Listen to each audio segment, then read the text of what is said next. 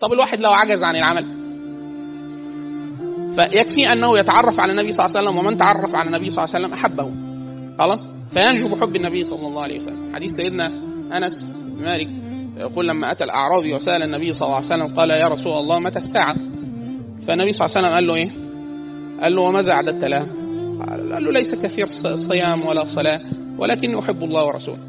فقال النبي صلى الله عليه وسلم أنت مع من أحببت أو الرجل مع من أحب أو يحشر الرجل مع من أحب. فكان أنس بن مالك يقول فيعني ما سعدنا بحديث في الإسلام مثل سعادتنا بحديث النبي صلى الله عليه وسلم. ليه؟ فهو سيدنا أنس يقول في تتمة لما روى الحديث يقول وأنا أحب رسول الله صلى الله عليه وسلم وأبا بكر وعمر وإن لم أعمل بعملهم. فالواحد إن لم يبلغه العمل يعني إيه؟ جمعوا الحب مع من أحب.